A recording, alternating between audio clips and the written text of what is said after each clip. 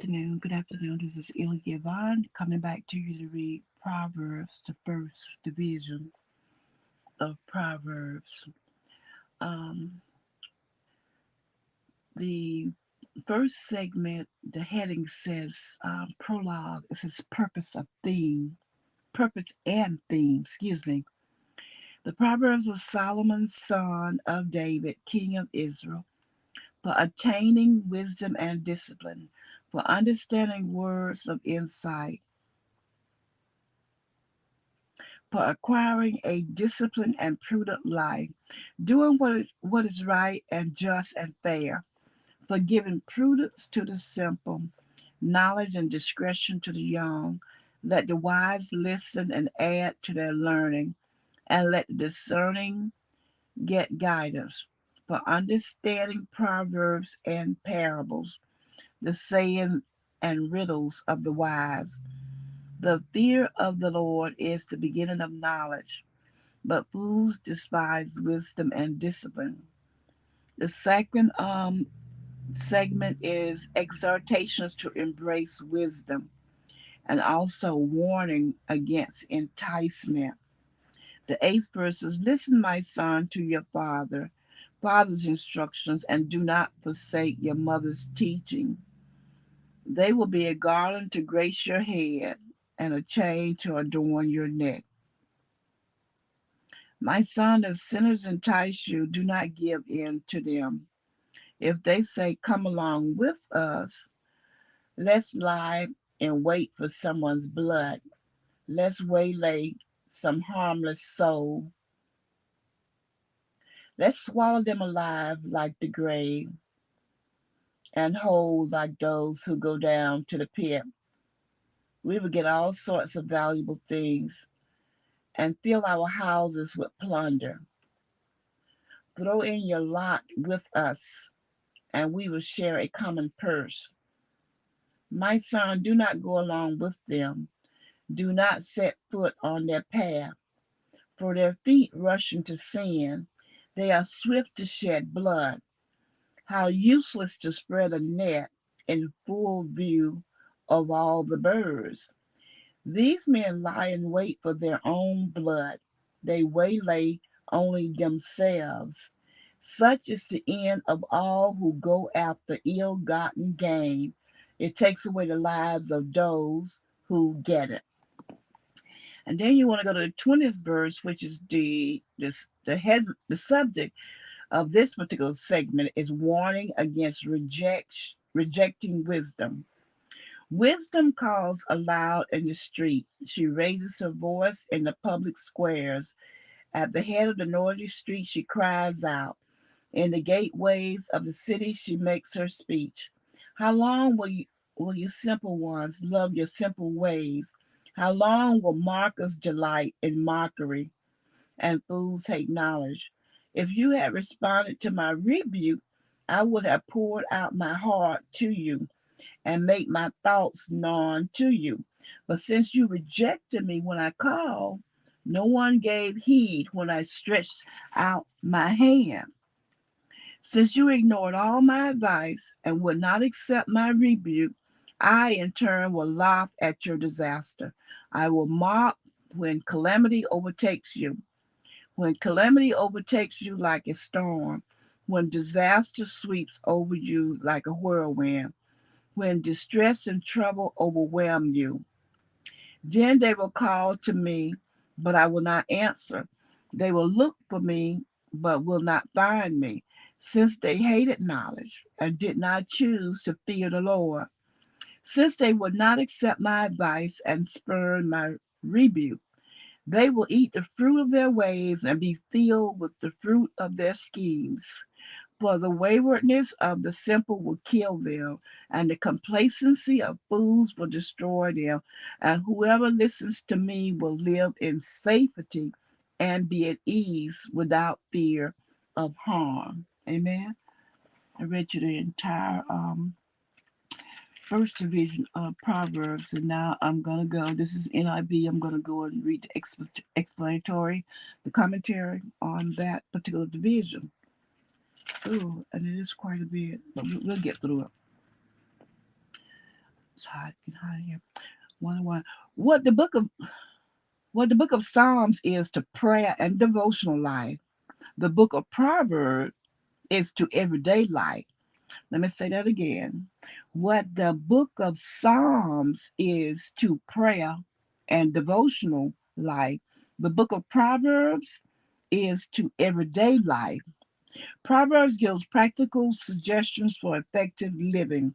The book is not just a collection of homey sayings, it contains deep spiritual insights drawn from experience. A proverb is a short, wise, easy to learn saying that calls a person to action. It doesn't argue about basic spiritual and moral belief. It assumes we already hold them. The book of Proverbs focuses on God, his character, works, and blessings, and it tells how we can live in close relationship to him.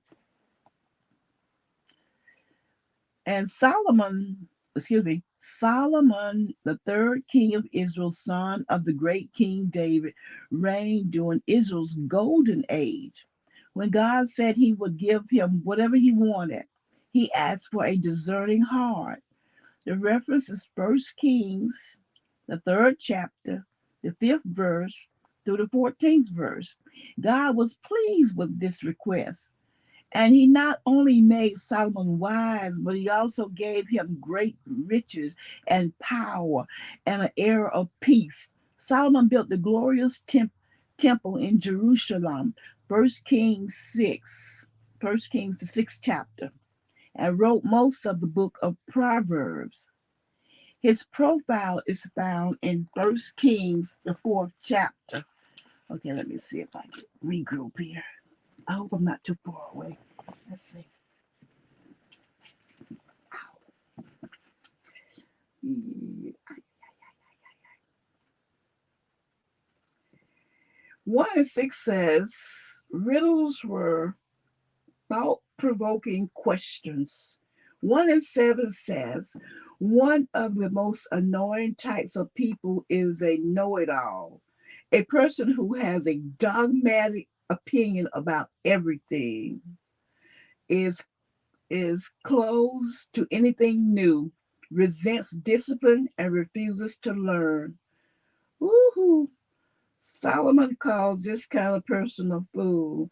Don't be a know it all. Instead, be open to the advice of others, especially those who know you well and can give valuable insight and counsel. Learn how to learn from others. Remember, only God knows it all.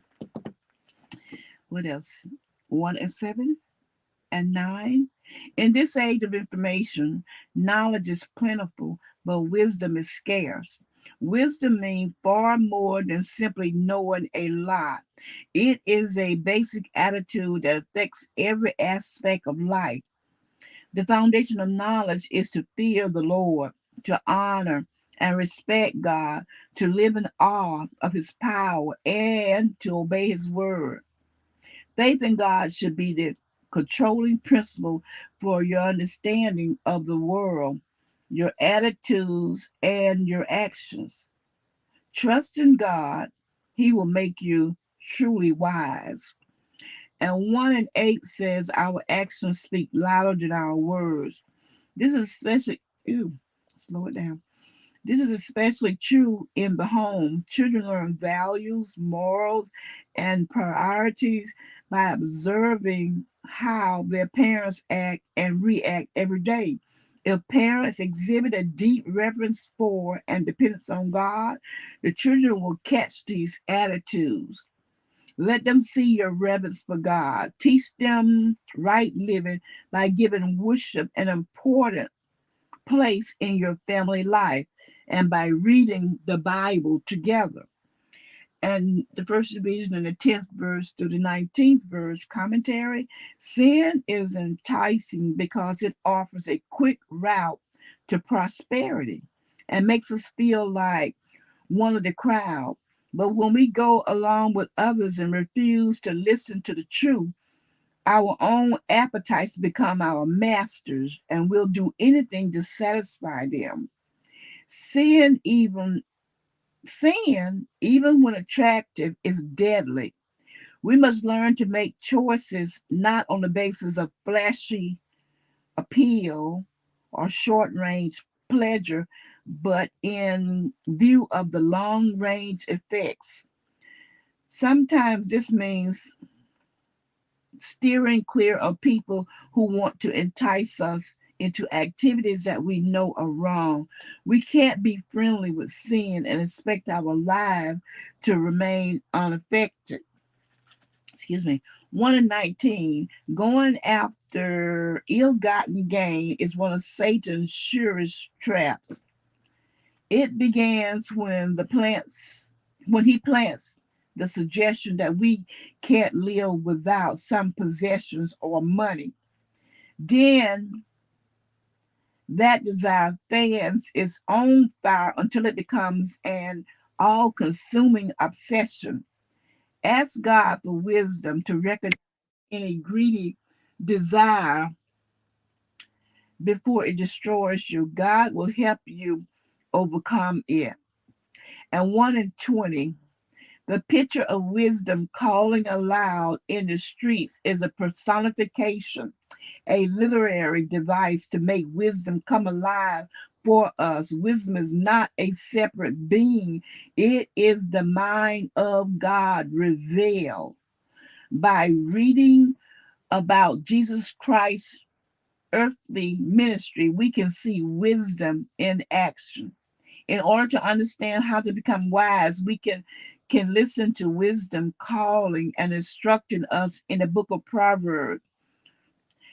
For New Testament calls, for New Testament calls to wisdom, see 2 Timothy 1 and 7 and James 1 and 5. Make sure you don't reject God's offer of wisdom to you. 1 and 2, first division and 22nd verse.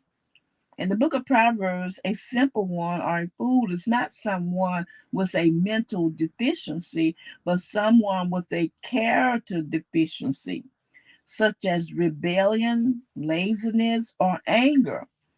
The fool is not stupid, but he or she is unable to tell right from wrong or good from bad. The first division, the 23rd verse through the 28th verse, God is more than willing to pour out his heart and make known his thoughts to us. To receive his advice, we must be willing to listen, refusing to let pride stand in our way. Pride is thinking morally of our own wisdom and desires than of God's. If we think we know better than God or feel we have no need of God's direction, we have fallen into foolish and disastrous pride. And 131 and 32, many proverbs point out that the fruit of their ways will be the consequences people will experience in this life.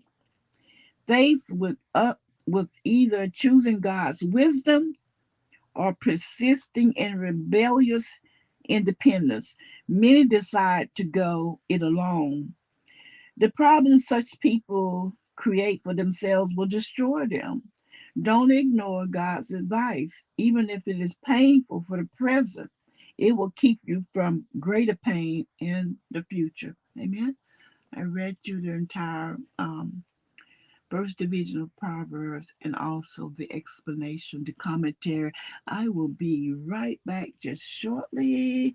What was I going to read? I was going to read probably the first chapter, I believe, of Romans and the first chapter of Hebrews. I hope. I'll be right back. God bless you.